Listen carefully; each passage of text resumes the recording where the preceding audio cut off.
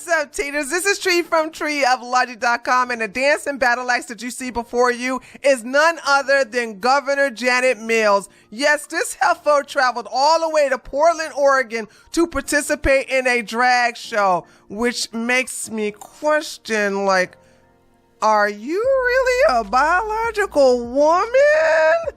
I don't know. Anyway, she's been taking some major L's this week, and I want to talk about it, okay? Because guess what? They bent the knee. She got some major L's on her forehead. Let me explain to you what happened. Now, many of you all know last month, President Donald Trump signed an executive order to protect female sports because ex-president Poopy Pants Joe Biden not only allowed our country to get invaded by all these daggone illegal aliens, millions and millions of them, but he allowed males to infiltrate and participate and violate females in female sports. So therefore, women did not have their own sports events because it was basically being invaded by biological men. So Donald Trump put a stop to it by signing an executive order to protect females in female sports. Well, honey, that didn't sit too well with Miss Janet, okay, because she is a nasty woman. I swear she's nasty. And she was like, I don't care. I'm not going to listen to him. I'm going to keep allowing biological men to participate in female sports. So at the governor conference that they had not too long ago, there was a showdown between her and Trump. Now, I did a video about this. I'll be sure to leave a link to it in the description box, and I'll also, if I can remember, include it in the end credits. But for those of you who are not familiar, this is how it all went down. NCAA has complied immediately, by the way. That's good. But I understand Maine. Is the Maine here, the governor of Maine?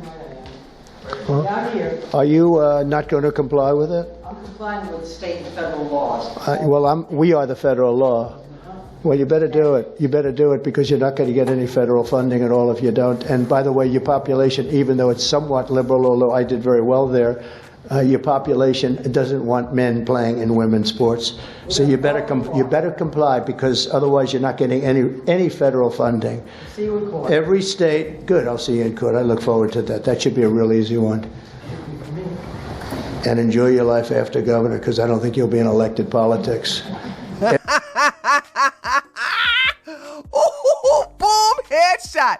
Anyway, so honey, she was so salty. She was like, okay, Orange Man is bad. He's really, really, really bad. So guess what? I'm still going to allow biological men to infiltrate and participate in biological female sports. So 4 days later, that's exactly what happened. Maine just handed a girls' state pole vault title to a trans-identified male athlete competing in the girls' division. This comes just days after Maine's governor pledged to defy Trump's executive order protecting women's sports. And as you can see, in 2023, you had this mediocre, sorry beta male who came in fifth, by the way. No. He tied into fifth place.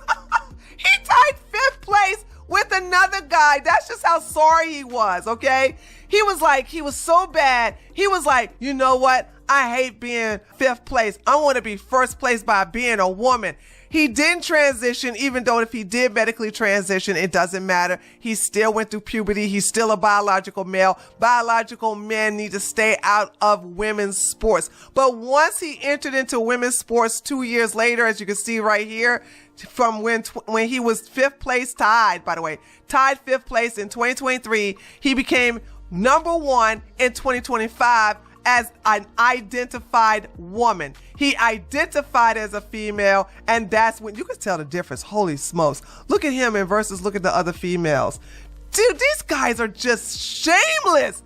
Anyway, when that happened, so many people got angry, including Trump. So Trump was like, these people think I'm playing with them. So you know the university that allowed Leah Thomas to basically destroy female records in the swimming division? Well, that university lost $175 million because Trump suspended that amount of money because they refused to abide by his executive orders by allowing trans athletes particularly biological men. This is not a problem that men are having in their sports division. I just want you to know that. Men are not complaining about women coming into their division and basically destroying records. That's not a thing. That doesn't happen. It's only happening with women's sports. So basically, University of Pennsylvania said, we're not going to listen to Orange Man. And then Orange Man said, guess what? You ain't getting no monies. And then now University of Pennsylvania is crying about it. So they're going to reverse their decision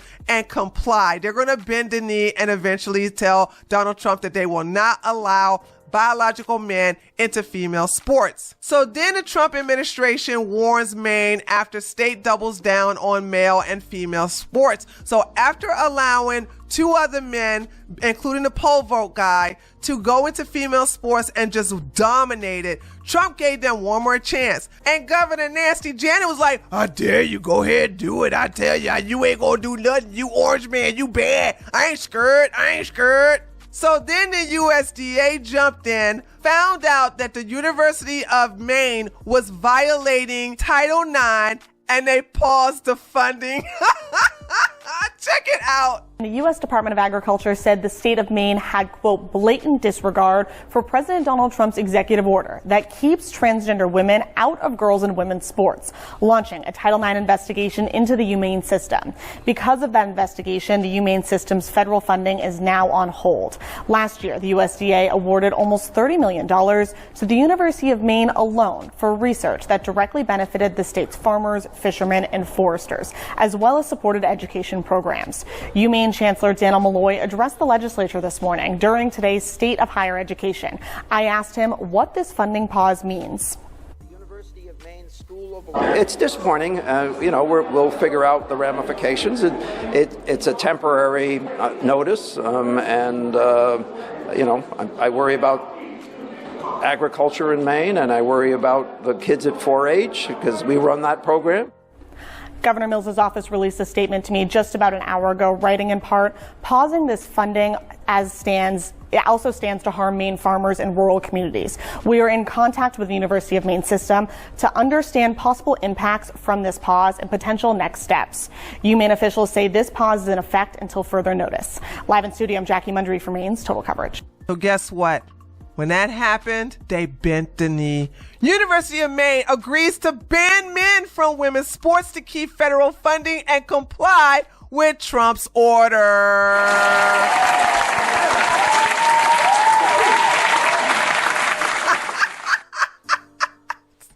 Governor Janet is punching air right now. Let's read this. The University of Maine System has agreed to exclude men from women's sports to maintain its federal funding.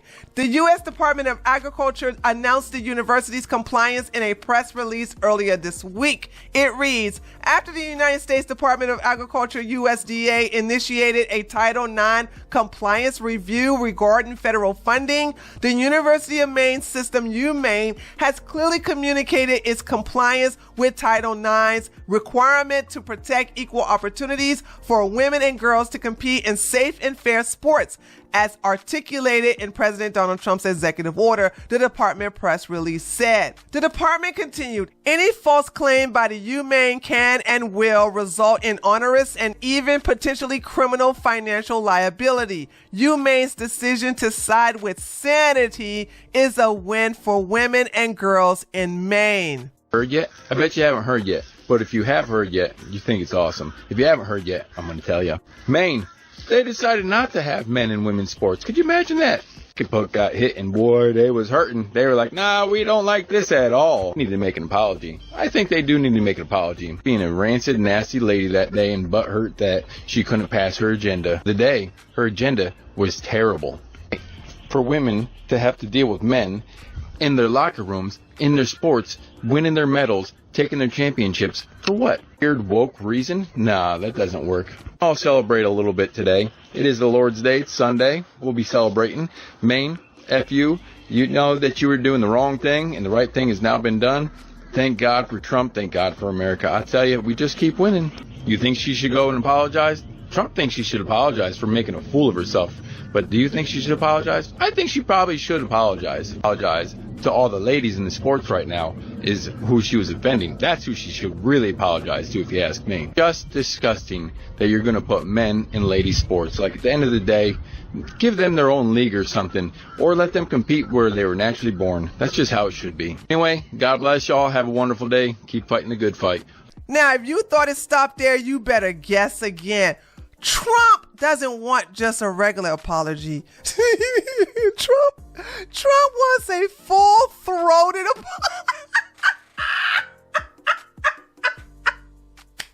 I never heard this ever in my life. A full-throated apology. Trump demands full-throated apology from Maine's governor after flap over trans athlete. Now he wrote this on Truth Social. Let me read it to you. Hold on, let me get myself together. Okay, hold on. I'm cool. I just love that, full-throated. While the state of Maine has apologized for their governor's strong but totally incorrect statement about men playing in women's sports while at the White House Governor's Conference, we have not heard from the governor herself, and she is one that matters in such cases. Therefore, we need a full-throated apology from the...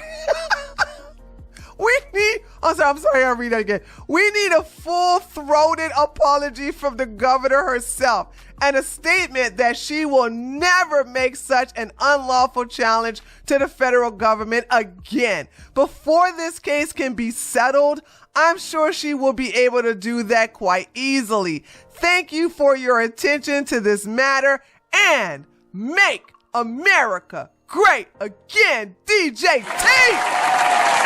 Woo! So there you have it, taters.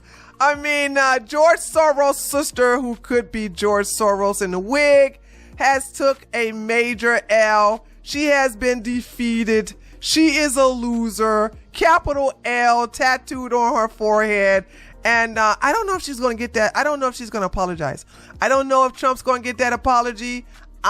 If I had to put my money on it, I'm going to put no. Maybe she will concede in reference to a letter. But as far as her saying, I apologize or I'm sorry, I don't think this woman is capable of saying such words. But anyway, there you go. That's the full story. I am so happy that all the women have their sports back. This makes me feel so good, especially somebody who played sports throughout all my schooling, from elementary to middle school to high school to even college.